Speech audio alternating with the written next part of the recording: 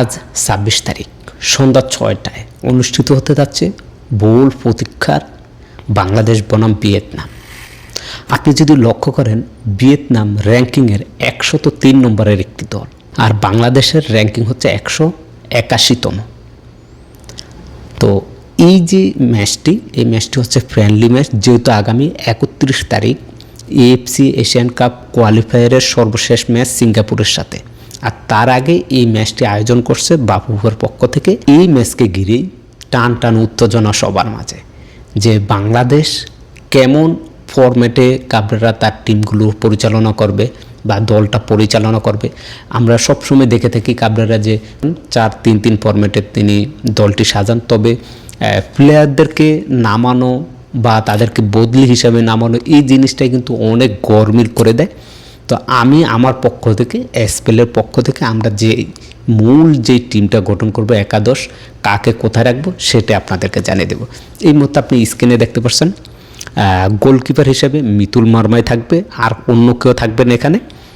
এরপরে ডিফেন্সে থাকবে, আপনি যদি দেখেন লেফট সাইডে জাহান আহমেদকে রাখছি আমরা, এবং রাইট সাইডে সাদ উদ্দিনকে রাখছি, কেননা সাদ উদ্দিন ছাড়া এখানে আমি তেমন একজন ভালো কাউকে পাচ্ছি না এই মুহূর্তে। এবং মিডলে এখানে ডিফেন্সে তারেক কাজী, এবং তারেক কাজীর সাথে সদ্য ইনজুরি থেকে মুক্তি হয়ে জাতীয় দলে ডাক পাওয়া বিশ্বনাথ ঘোষ, আমি তাকে এই জায়গায় দেখতে চাই। এবার আসেন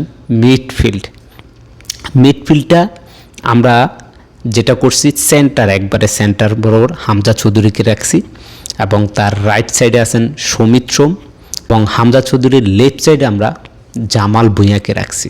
দেখেন, এটা শুধুমাত্র আমাদের ৪-৩-৩-এর যে ফরম্যাটটা আমরা তৈরি করেছি সেই হিসাবে আমরা প্লেয়ারদেরকে এখানে সাজিয়েছি, এবং তাদের পরবর্তীতে বদলি খেলোয়াড় হিসাবে কাদেরকে নামানো হবে সেটাও আমরা বলে দেব। এরপর আমরা যেটা করছি, এখানে দেখেন হামজা চৌধুরীর উপরে এখানে আমরা সোহেল রানাকে রাখছি, যেহেতু সোহেল রানাকে এই কাবরেরা নামাবে, এতে কোনো মিস নেই। এবং ফরওয়ার্ডে আমরা রাখছি হচ্ছে রাইট সাইডে হচ্ছে শেখ মোরসালিন, এবং লেফট সাইডে ফাহমিদুল ইসলাম। এখন এই যে একাদশের এখানে সবাইকে কিন্তু কাবরেরা মূল প্রান্তে নামাবে না, বিশেষ করে হয়তো বা জামাল ভুঁইয়াকে তার জায়গা নামানো হবে না, তাকে পরে নামানো হবে, বা দেখা গেছে বিশ্বনাথ ঘোষকে তাকে নামানো হবে না, দেখা গেছে অন্য কাউকে এখানে নামাবে, এবং বদলি খেলোয়াড় হিসাবে বিশ্বনাথ ঘোষকে নামাতে পারে, বদলি খেলোয়াড় হিসাবে জামাল ভুঁইয়াকে নামাবে, বা দেখা গেছে যে সোহেল রানাকে এখানে উঠিয়ে দিয়ে আলামিনকে এখানে সুযোগ দেওয়া হবে।